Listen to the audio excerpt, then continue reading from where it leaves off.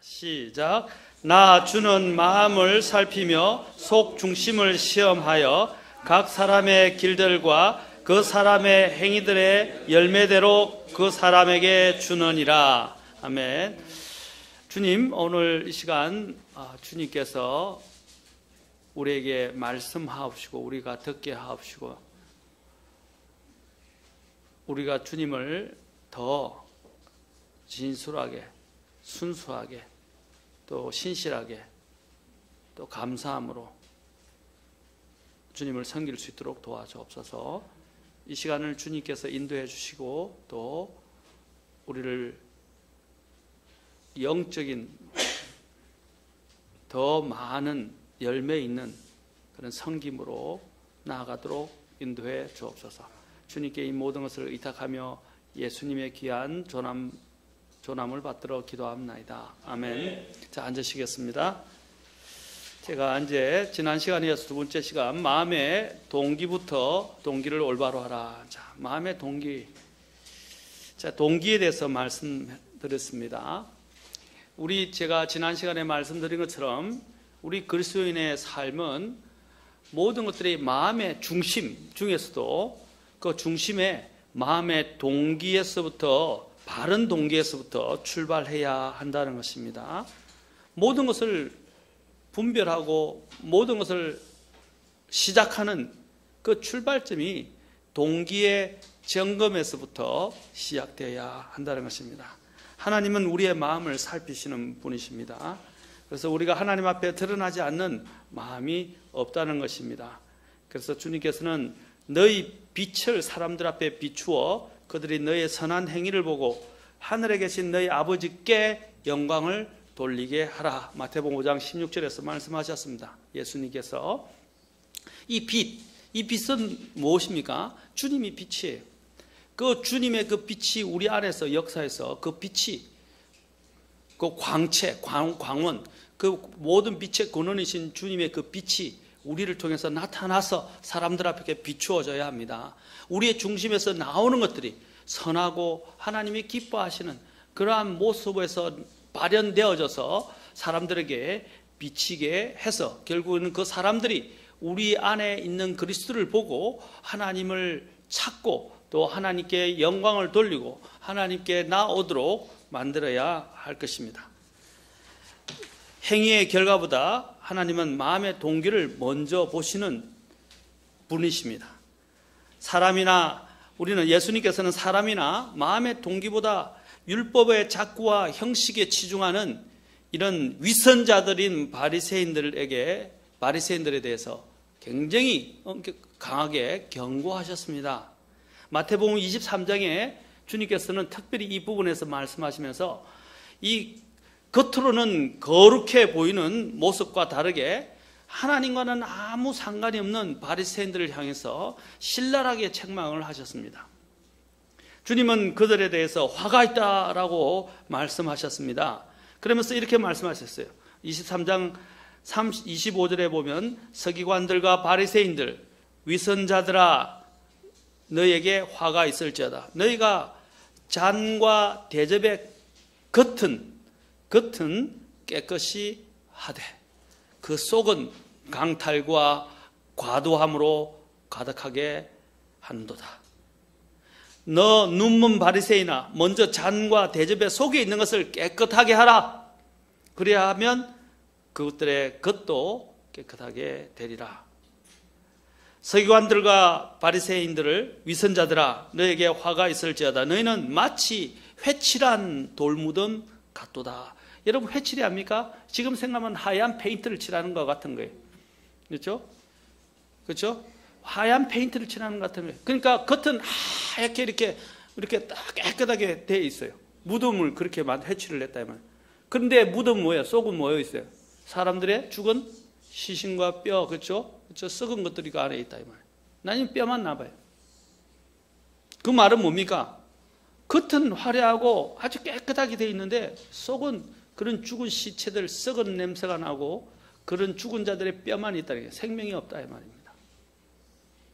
그게 겉과 속이 다른 위선자들에 대해서 주님이 경고하신 것입니다. 주님이 말씀하십니다. 회칠한 무덤을 겉으로는 참으로 아름답게 보이나 속에는 죽은 사람의 뼈와 모든 부정한 것으로 가득하도다.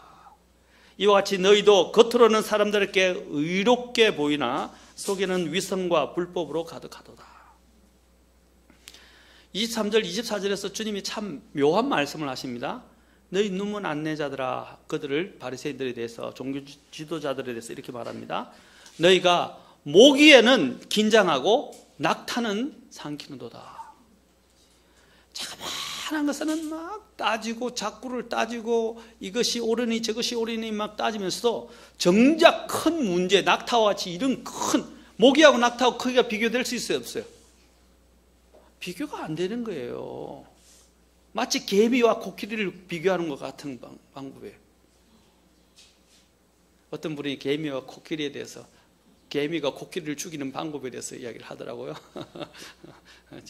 하여튼 재밌는 이야기지만은 마찬가지로 비교가 안 된다 이 말이죠. 비교가 되지 않는다 이 말.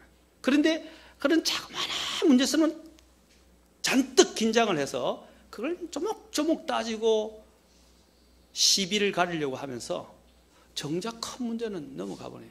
이게 바로 위선자들의 문제라는 것입니다.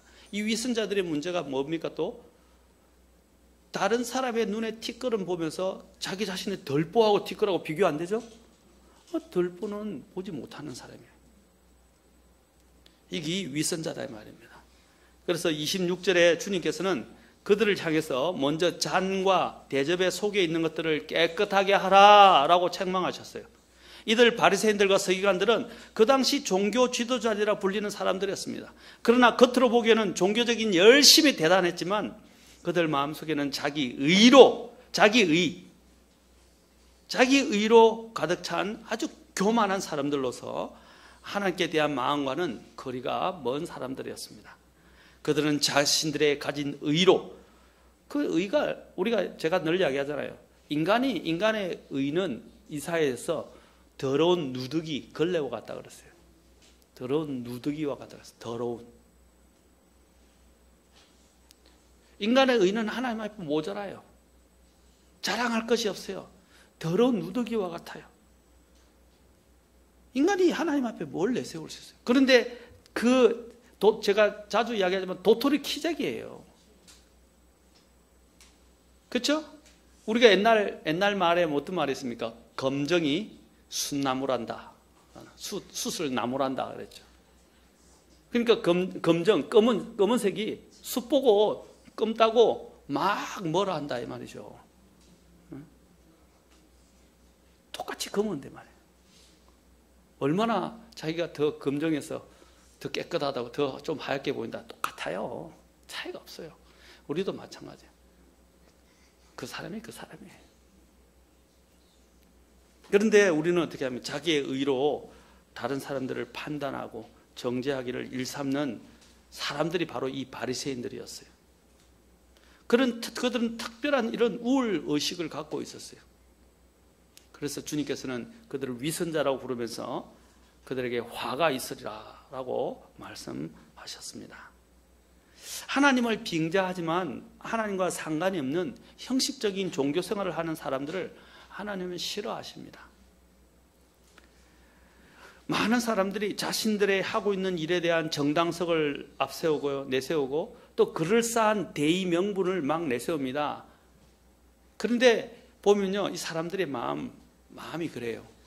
겉으로는 하나님을 위해서 하나님의 이름을 포장하고 하나님의 이름을 가지고 하나님의 뜻을 가지고 대의 명분을 내세우면서 정작은 자신의 영광을 드러내고 자신이 대단하다는 것을 나타내고, 그렇죠? 자신이 원하는 그 욕구들을 채우려고 하는 사람들이 있어요. 그렇죠?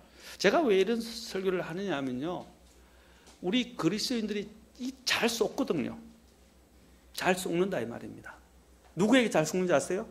자기 자신에게 속아요.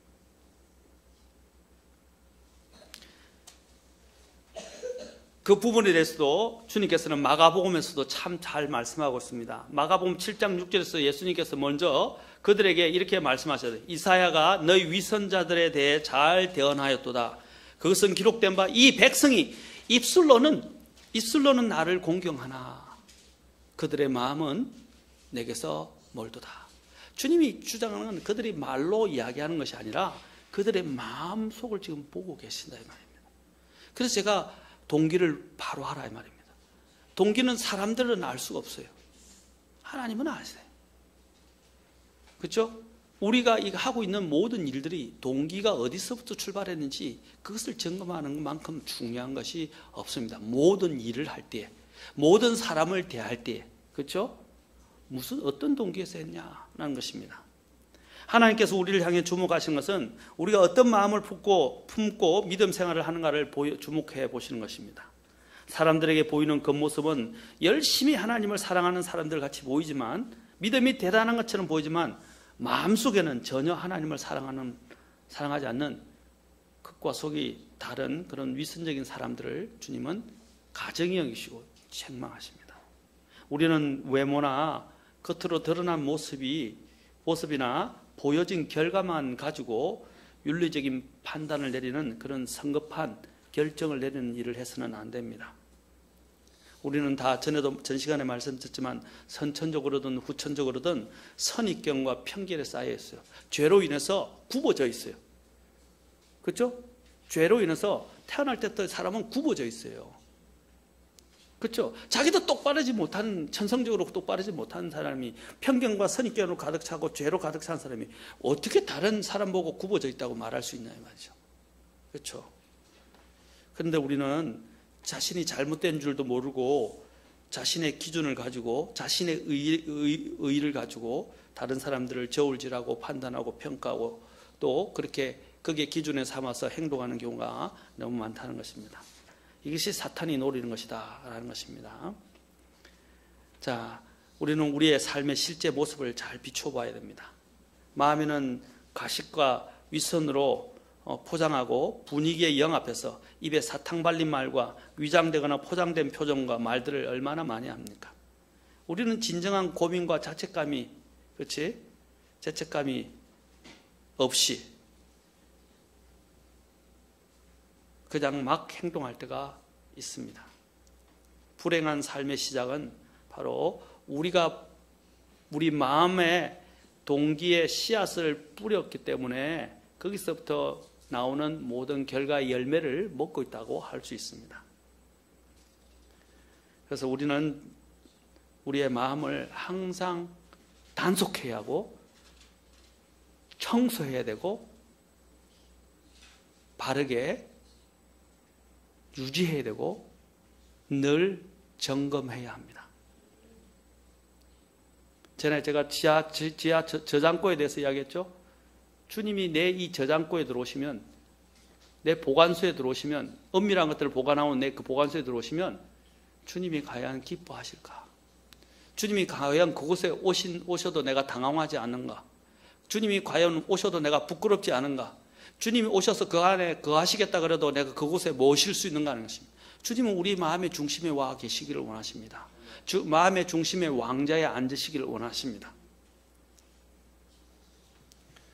주님이 그곳에 와서 주무시고 또 머무시겠다고 하면 얼마나 난감하고 치워야 할 부분들이 많이 있겠습니까? 우리는 빨리, 제가 전에 이야기했죠? 제가 우리의 말씀에 불을 켜서 기도라는 진공 청소기와 청소 도구를 들고서 순종이라는 청소 일을 해야 한다 했습니다. 그래서 마음을 주님이 들어오시기에 합당하게 준비해야 한다는 것입니다.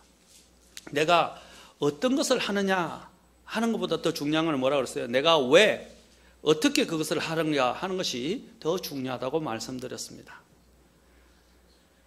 이것이 바로 우리가 각각의 집을 갖추고 있는 기초적인 것이에요. 집을 세워가는 기초적인 것입니다. 우리는 이렇게 주님이 주신 이 건축물을 세워가요. 어떻게? 나의 삶의 태도는 그리스도입니다. 그리스도 위에 나는 어떻게 이 집을 세울 것인가 주의해야 합니다. 그것이 바로 고린도전서 3장에서 이야기하고 있는 것입니다. 그래서 베드로전서 3장 15절에서는 오직 너희 마음속에 주 하나님을 거룩히 구별하고 너희 속에 있는 소망의 이유를 묻는 모든 사람에게 온유함과 두려움으로 대답할 것을 항상 예비하고 선한 양심을 가지라 라고 말합니다. 왜? 이것은 그들이 너희를 가리켜 악을 행하는 자라고 비방하다가도 그리스도 안에 있는 너희의 선한 행실을 거짓으로 비난하는 자들이 부끄러움을 당하게 하려 함이라. 뭘 가지라고요? 마음속에 주님을 어떻게 하라고요? 거룩히 구별하여 모시라. 두 번째는 뭐라고 그랬어요? 선한 양심을 가지라 라고 베드로전서 3장 15절과 16절에서 말씀하십니다. 여러분, 우리는 주님의 판단을 가져야 돼요. 주님이 내 마음의 왕좌에서 나를 주장하고 나를 이끌어가지 않는다면 우리의 모든 판단은 거릇될 수 있고요. 그렇죠? 우리는 치우칠 수가 있습니다. 그래서 시편 기자가 뭐라고 그랬습니까? 내가 시편 119편 20절에서는 내가 언제나 주의 판단들을 사모하며 그 사모함으로 인하여 상하나이다 그랬어요. 판단들을 사모한다 그랬어요. 그리고 119편 30절에서는 주의 판단들을 내 앞에 두었나이다 라고 되어 있어요. 어떤 누구의 판단요? 주님의 판단. 그리고 119편 43절에 보면 내가 주의 판단들의 소망을 두었다 그랬어요. 어디에 소망을 두었다? 주님의 판단들에. 시편 또 119편 102절에 보면 내가 주의 판단들에서 떠나지 아니하였나이다 라고 되어 있어요. 그는 항상 주님의 판단 속에서 머물러 있어요. 왜냐하면 그것만이 공정하고 바르기 때문에. 그것이 바로 나의 바른 동기 아래서 하나님을 섬기고 하나님의 이러한 일들을 하도록 만들어주기 때문입니다. 그래서 또한 시편 119편 108절에 보면 또 시편 기자가 계속 말합니다. 주의 판단들을 내게 가르치소서. 우리가 기도해야 됩니다. 그리고 149절에 보면 제가 지금 시편 119편을 계속 말씀드리는 거죠. 149절에 보면 주의 판단에 따라 나를 살리소서라고 말합니다. 156절도 마찬가지입니다. 나를 살리소서 주의 판단들에 따라. 예레미야서 아까 17장 우리가 10절 읽었지만 10장 24절에 보면 오 주여 나를 바로 잡으시되 판단의 공의로 하옵시고. 나를 잡아주는 게 뭡니까? 주님의 판단의 공의라는 것입니다. 사람들은 두 가지 방법으로 인도함을 받습니다. 하나는 강압적인 힘에 의해서 아니면 신뢰에 의해서 인도함을 받습니다. 우리는 어떤 규칙에 따라서 이거나 그렇지 않으면 우리를 인도하는 분을 믿는 사랑이 있기 때문에 살아갈 수 있습니다. 믿음과 사랑은 하나님의 방법입니다. 참된 그리스도인이 아닌 사람은 이기적이 되고 굽어지게 됩니다. 그 사람은 여전히 어떤 위협이나 계약에 의해 살아가게 될 것입니다. 그는 뇌물을 모으기 위해서나 또는 벌을 피하기 위해서 행동해 나갑니다. 그게 최순실의 문제예요.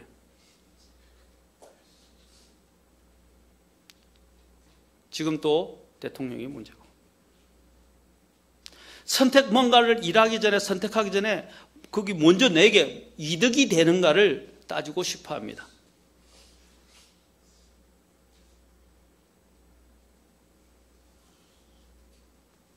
그래서 디모데에서는 뭐라고 그랬어요? 개인, 얻는 것이 뭡니까? 경건이다 라고 이야기합니다. Gain is godliness. 얻는 게 경건이라고 이야기해요. 여러분, 이득이 경건이 되는 게 아니에요. 그렇죠? 그것은 결국 주님 앞에 서서 심판을 받게 될 것입니다. 세상에는 두 종류의 인간이 있습니다. 이 차이는 상당히 큽니다. 서로 동의하는 것도 있지만 서로 다른 점도 많습니다. 그런데 그들의 문제는 뭐냐? 그들의 출발이 다르다는 겁니다. 그리고 그들의 기초가 다르다는 것입니다. 하나는 하나님의 판단에 의해서 지어져 가는 것이고 건설되는 것이고, 다른 하나는 뭡니까? 이 세상의 기준, 세상의 기준의 모래 위에서 세워져 가는 사람이라고 할 수 있습니다. 여러분, 우리는 하나님의 판단을 그래서 알 필요가 있습니다.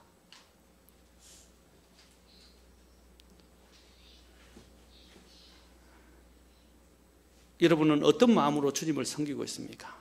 하나님은 진정한 그리스도인과 거짓 그리스도인의 생활의 차이에 대해서 말씀하십니다. 하나님의 참된 자녀는 하나님의 뜻에 온전히 자신을 맡기도록 인도해 주시는 주님께 믿음과 신뢰를 두고 순종하고 그분의 인도함을 받습니다. 오늘 우리 여기 아이들이 찬송한 것처럼 우리 자매님과 함께 그리스도께서 내 안에 사시는 것이라. 바로 주님이 살게 하시는 거예요. 그것이 우리로 하여금 바른 동기를 가질 수 있게 만들어주는 것입니다.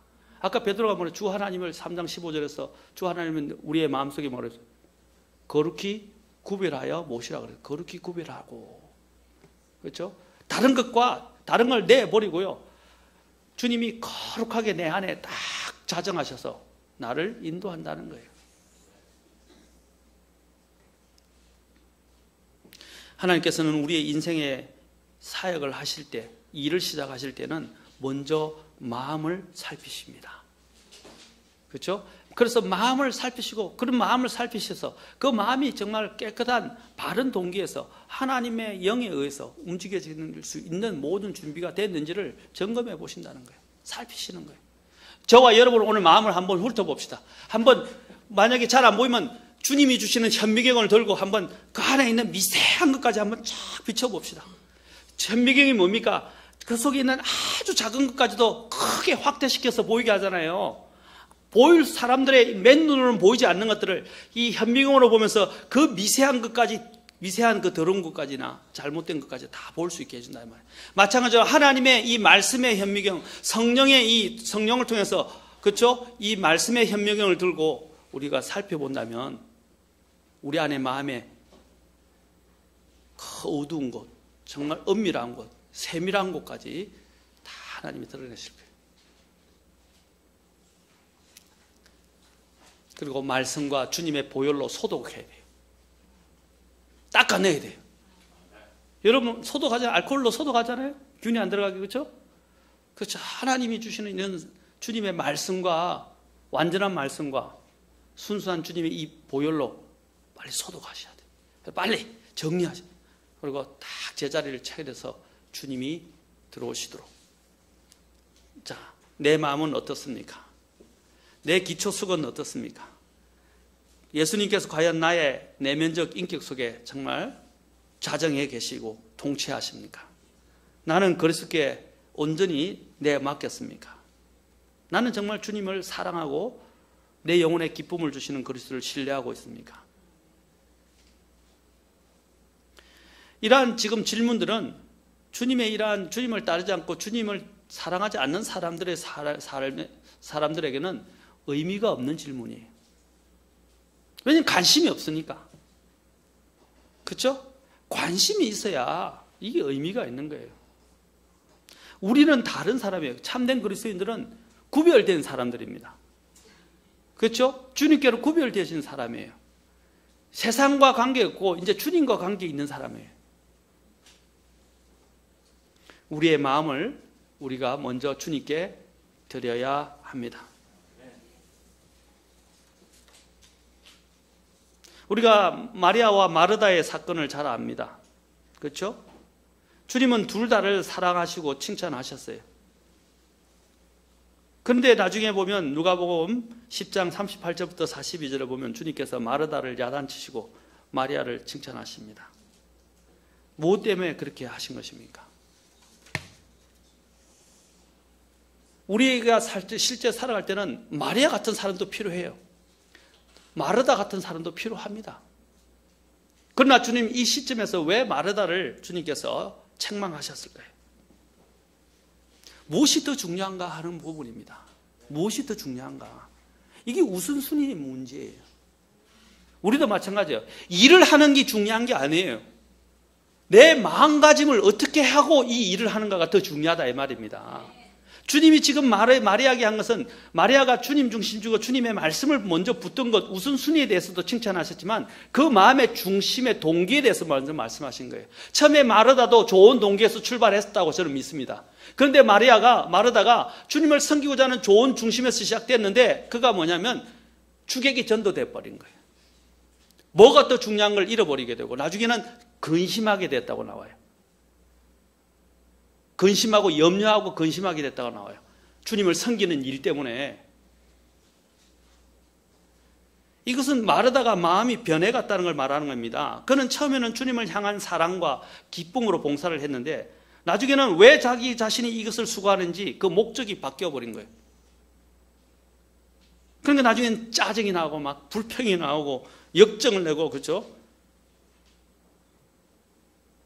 왜 이 사람의 마음이 불평과 짜증과 신경질과 이렇게 심지어는 막 마리아를 독촉하고 막 주님께서 그를 내보내게 해달라고 이야기를 요청을 했을까요?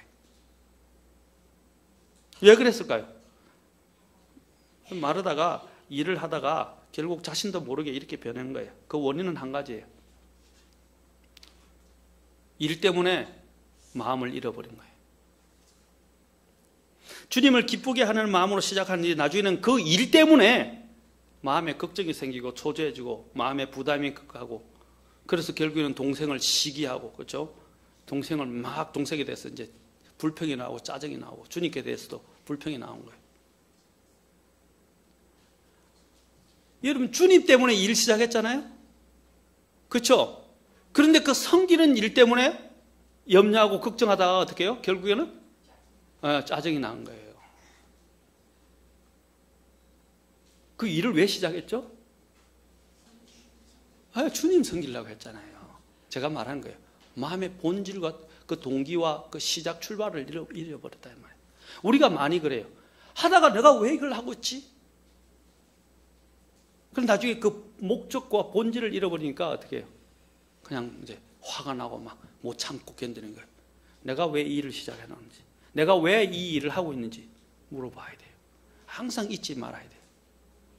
안 그러면 여러분 시험에 들어요. 교회 일도 마찬가지예요. 막 일하다 보면 내가 주님 때문에 일을 했는데 나중에 보니까 아무도 안 하는 거, 너 혼자 있는 거 하는 것 같거든요. 화가 나는 거예요. 저 사람 왜 안 하지? 왜 내 혼자 일을 하고 있지? 맞아, 안 맞아요? 처음에 그 목적을 잃어버린 거예요. 그 동기, 시작했던 그 동기가 이제 변질되기 시작한 거예요. 제가 왜 이런 심리적인 부분을 많이 이야기하면 이것이 우리가 실제 섬김에 있어서 많이 일어나는 문제이기 때문입니다. 그렇지 않아요? 여러분, 일을 하는 것보다 더 중요한 것은 아까 마음을 바로 해서, 동기를 바로 해서 주님을 섬기는 것이 더 중요합니다. 그래서 항상 우리의 마음을 살피라 이 말입니다. 맞습니까? 갈라디아서 3장 3절에는 이렇게 말합니다. 너희가 그렇게 어리석으냐? 너희가 성령 안에서 시작하였다가 이제는 육체로 완전해지고자 하느냐? 무슨 뜻입니까? 처음에는 바로 잘 시작했는데 이제는 육체로 완전해지는 거예요. 믿음으로 시작했다가 행위로 끝나는 거예요. 물론 행위는 필요해요. 제가 행위가 필요 없다는 거예요. 믿음에 의한 행위이지 행위로 하나님을 기쁘게 하려고 하면 안 된단 말입니다. 하나님이 기뻐하는 것은 우리의 행위를 기뻐하는 게 아니라 우리의 믿음을 기뻐하시는 거예요. 믿음이 없이는 하나님을 기쁘시게 할 수 없어요. 우리의 행위는 믿음에 의해서 나온 행위가 돼야 돼요. 행위로 하나님을 기쁘게 하는 게 아니라 믿음에 의해서 나온 행위로 하나님을 기쁘게 해야 돼요. 그러니까 출발은 뭐예요? 믿음이에요. 근데 많은 사람이 이것이 변질되고 있어요. 나중에는 행위로 남아요. 아까 그 사도 바울이 이야기했죠. 너희가 성령 안에서 시작하였다가 이제는 육체로 완전해지고자 하느냐. 잘 들으세요. 자, 오늘 여러분 일하다가 내가 짜증이 난다. 교회 일하다가 섬기다가 화가 난다. 불평이 나온다. 그러면 여러분의 마음의 중심이 변질된 거예요. 아멘? 마음을 점검해 보세요. 내가 왜 이 일을 하고 있습니까? 무엇 때문에? 왜? 무슨 목적을 위해서 이 일을 하고 있습니까? 이 예배당에 지금 수요일날 나는 왜 다른 사람은 안 나오지? 저 사람들은 안 나오는데 왜 나는 나와야 되지? 짜증나. 무엇의 문제입니까? 목적을 잃어버린 거예요. 여러분 왜 수요일날 나오십니까?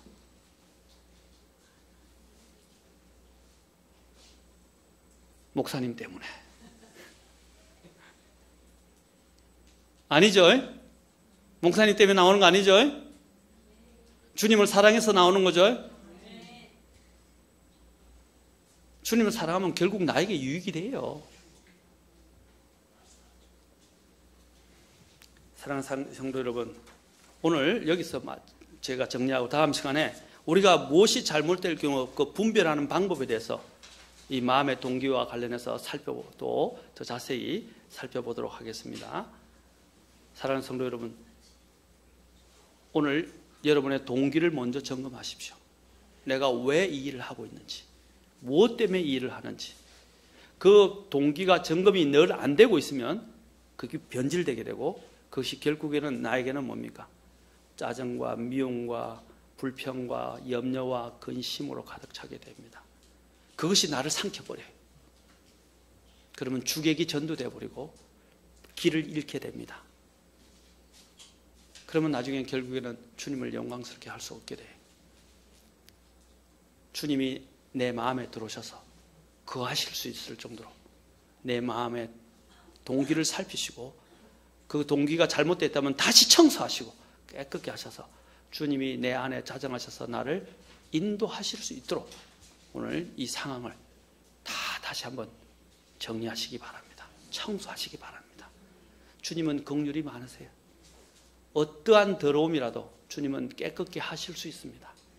오늘 주님의 말씀과 주님의 보혈로 오늘 씻어내시고, 그렇죠? 주님 앞에 오늘 들으셔서 주님이 여러분이 하는 모든 것들을 인도하실 뿐 아니라 또 여러분이 하는 일들로 인해서 영광 받으시고 기뻐하실 수 있는 그런 우리 성도님들이 되실 길을 주의 이름으로 축원합니다. 기도하겠습니다.